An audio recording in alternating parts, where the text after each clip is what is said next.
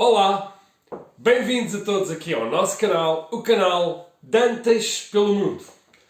E o nosso tema do vídeo de hoje vai ser sobre outro grande enigma da Bíblia, o povo hebreu.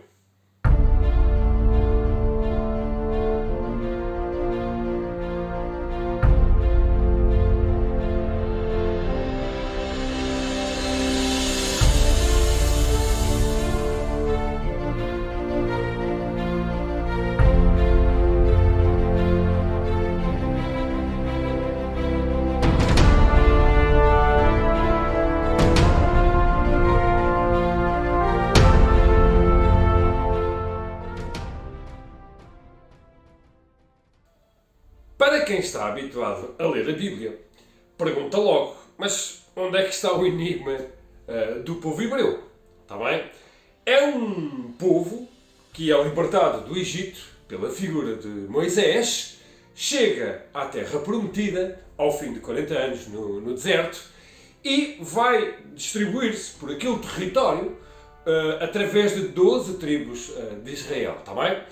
Depois, com a história, vai haver o rei David que vai conseguir unir essas 12 tribos, criar o reino de Israel pela primeira vez, mas com o seu filho, Salomão, no final do seu reinado, praticamente dividem-se entre norte e sul. E depois, com as várias invasões dos vários impérios que vão existir na história e vão passar por ali, o reino do norte vai desaparecer e vai ficar as duas tribos que estavam no sul, que era a tribo de Benjamim, uma tribo mais pequenina, e a tribo de Judá, que era uma tribo que ocupava mais território e tinha mais gente. E a partir daí deixam-se chamar hebreus e passam-se a chamar judeus. Está bem? Não é logo imediato, há, digamos assim, uma espécie de um tempo em que se começa a esquecer a palavra hebreu e começa-se a chamar a este povo o povo judeu. No entanto, é desta palavra do povo hebreu que vai sair o nome da língua deles, que ainda hoje eles falam em Israel, é a língua oficial, que é o hebraico. Mas o primeiro grande problema deste enigma é o que é que na realidade significa a palavra hebreu. A palavra hebreu, se nós quisermos traduzir para português, significa, na língua hebraica, o povo que vive do outro lado do rio. Está bem? E isso faz um bocadinho sentido, porque na realidade este povo vivia para lá do rio Jordão. No entanto, nós ainda não sabemos bem de onde é que terá nascido esta palavra. Está bem? Há quem fale do monte Hebron, mas isso fica bastante longe. Há quem diga que venha da palavra Abraão, que significa pai de todos e por isso não tem o mesmo significado. Digamos, do ponto de vista mais científico, há quem diga que venha do nome de um dos filhos de Adão, que se chamava Eber. Está bem? Mas nós não temos bem a certeza de como é que nasceu esta palavra hebreu. Mas o problema que se coloca é quando se começa a falar na Bíblia deste povo hebreu. Ou seja, nós temos isso na passagem do livro do Êxodo, que conta toda a história do povo que saiu do Egito. Só que nós hoje sabemos que essa história ela é escrita muito tempo depois desses acontecimentos. E então, o que é que se procurou tentar descobrir? Foi que em todos os documentos, em todas as fontes, desde o tempo de Abraão até praticamente ao rei David, digamos aos documentos que nós temos hoje das trocas comerciais que o reino de David fazia com os reinos ali à volta, essa palavra nunca aparece em lado nenhum. Portanto, nós não temos nenhuma referência histórica a este povo hebreu, tirando os textos da Bíblia. E agora vocês perguntam, mas então, ó Miguel, que povo é este que Moisés liberta do Egito? Então nós temos que recuperar a famosa história de José, o rei dos sonhos, que sonhou, digamos, e interpretou o sonho do faraó e se tornou uma pessoa importante e traz a sua família de Canaã para o Egito. Nós estamos a falar mais ou menos de 100 pessoas. O problema é que há um salto de cerca de 400 anos em que não existe nada. E de repente passa-se para a história do Moisés. E quando Moisés sai do Egito, nós já estamos a falar de 600 famílias, 3 a 4 mil pessoas. Está bem? E aí já aparece esse nome de Hebreus. Aquilo que eu agora vou explicar são apenas teorias, ou seja, nós não temos a certeza absoluta de como é que aparece este termo hebreu. Que fique bem claro, até o que se descobriu hoje no Egito, em nenhuma pedra, em nenhum lado, em nenhum edifício, aparece alguma vez esta palavra hebreu. Se nós tentarmos cruzar a cronologia da Bíblia com a cronologia do que descobrimos hoje do Egito, nós temos aqui um problema que é, nessa época, os faraós do Egito não utilizavam a escravatura para fazer o trabalho. Portanto, eram os próprios egípcios que, digamos, faziam as construções e, digamos, trabalhavam, digamos, no Egito. Aparecem então umas referências a um grupo chamado os Abiru. E quem são estes Abirus? São pessoas que viviam na zona da península do Sinai e se estendiam quase até à terra de Canaã. E o que é que eles faziam? Quando havia períodos de dificuldade, não de uma forma organizada, eles atacavam quer as rotas comerciais e as caravanas egípcias e às vezes entravam dentro do Egito para roubar e para, digamos, ter comida para eles. Portanto, estamos a falar de um grupo que não atacou assim o Egito, apenas algumas vezes entrava dentro do Egito para tentar roubar, tentar saquear, tentar levar comida para o seu território. Então os egípcios, para se proteger, muitas vezes contra-atacavam sabendo quais eram as suas posições. E, quando os apanhavam, naturalmente, faziam deles prisioneiros. E existem esses registros deste grupo de pessoas que se chamava Abiru. E isto, portanto, é apenas uma teoria que poderá ter vindo daí este nome de Hebreus. Está bem? Agora, mesmo que não haja nada a ligar os hebreus com estes Abiru, o que nós temos na Bíblia é que de um grupo de 100 pessoas, em 400 anos, se transformam em 3 ou 4 mil pessoas. Embora não seja impossível, não é propriamente, digamos, uma multiplicação muito fácil em 400 anos. Agora aqui, nós temos um outro processo engraçado, que é estes 400 anos em que este grupo de pessoas vive no Egito, ele vai se adaptar à cultura egípcia. Reparem, nós estamos a falar hoje de uma tradição monoteísta.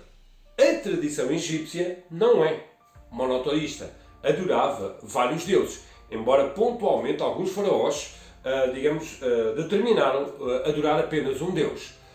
E o que é que vai acontecer agora aqui? É que quando este povo é libertado, ele não se transforma logo e, digamos, passa imediatamente a adorar um Deus. Portanto, eles vêm com toda essa tradição egípcia e inclusive na Bíblia, nós temos muitas vezes referências a que o povo caía na tentação de voltar a adorar os deuses do Egito.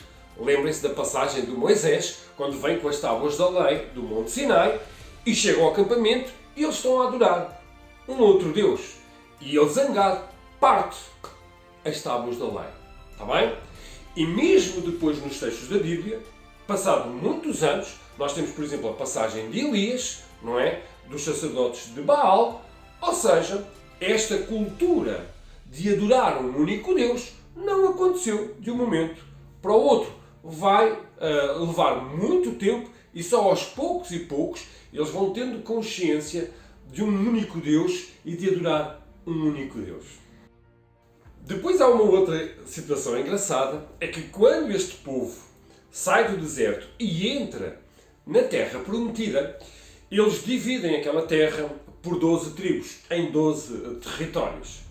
Só que aquilo não estava vazio. Viviam lá outros povos. Viviam lá os cananitas, viviam lá os jebuseus, só como exemplo, e portanto eles não vão ocupar todo o território. Eles vão ocupar algumas bolsas desse território e criar algumas vilas e cidades, está bem?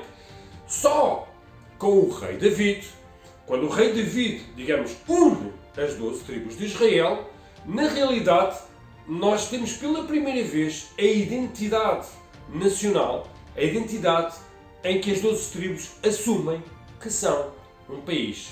Inclusive, David, para não criar, digamos, competição entre as tribos, conquista a cidade de Jerusalém, que era dos jebuseus, e faz dela a capital, sendo uma cidade que não pertencia a nenhuma das tribos, digamos, toma uma decisão imparcial e acaba por unir estas 12 tribos à volta dele.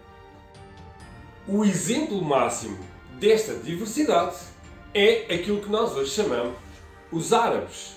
As pessoas pensam que quando os judeus saíram de Israel ou da Palestina, expulsos pelos romanos, que não ficou lá ninguém. Não, ficaram lá estas tribos árabes. E eles sempre lá viveram, desde o início. Já no tempo de Moisés, estas tribos existiam. E, aliás, elas muitas vezes conviveram com este povo hebreu e com este povo judeu. Portanto, isto que nós estamos a assistir hoje não é propriamente uma novidade. E se quiserem, eu avanço já um bocadinho para a reflexão deste vídeo, está bem?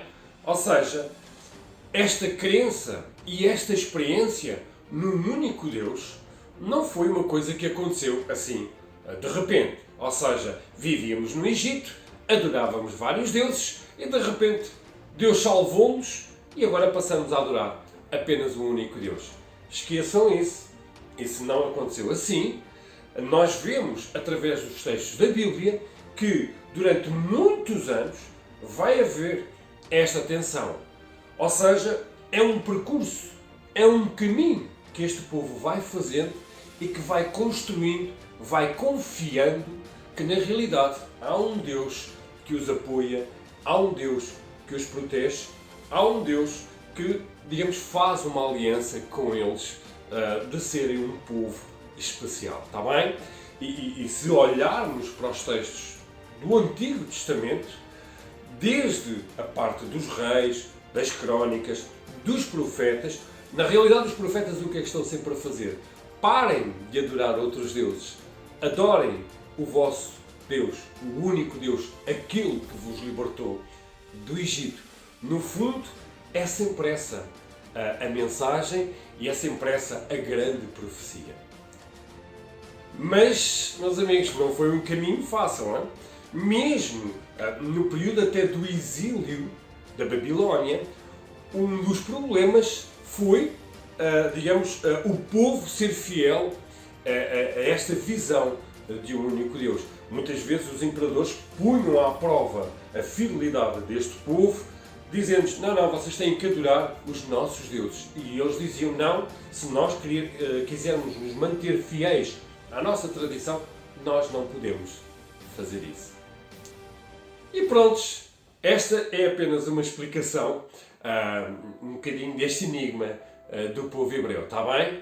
Percebermos o seguinte, que é daqui que nasce, digamos, pela primeira vez uma realidade monoteísta, como nós conhecemos hoje. Mas percebermos também que esse percurso não foi fácil, não foi imediato, não foi de um dia para o outro, está bem? E isso representa para nós hoje o quê? Que também muitas vezes a nossa fé, a nossa crença, um bocadinho este fenómeno religioso que está por detrás da maneira como olhamos para a vida, muitas vezes também tem este percurso. Às vezes nós queremos olhar para tudo e olhar para as coisas que nos são oferecidas quase como deuses, de uma forma muito politeísta, ou seja, adoramos as compras, adoramos a moda, adoramos os modelos que existem no mundo, seja da música, da moda e por aí fora, mas a determinada altura isso é importante para nós. É giro, mas o importante é concentrar-nos naquilo que me vai tornar como uma pessoa autêntica. E isso significa que eu tenho que me unir, tenho que pensar que tenho uma experiência por detrás de mim que me vai transmitir felicidade, que me vai transmitir inclusive segurança na forma como eu vou enfrentar a minha vida, está bem? E isso no fundo é quase como podemos viver a vida toda num certo politeísmo ou podemos procurar uma vida de um certo monoteísmo, não no sentido de estar aqui a rezar e a fazer as oraçõezinhas todas a Deus, mas no sentido de nos unirmos como pessoas, percebermos o que é importante para nós, o que não é importante para nós e no fundo agarrarmos, fazermos uma aliança connosco próprios de construirmos um caminho de felicidade. E no fundo foi esse percurso que o povo hebreu fez ao longo da história do Antigo Testamento. Está bem? E pronto, eu espero que tenham gostado deste vídeo. Era isto que eu vos queria transmitir hoje. E já sabem o que vos peço. Subscrevam o canal, partilhem com os vossos amigos e cá nos vamos ver daqui a um tempo noutro vídeo, está bem? E até lá, tudo de bom para vocês.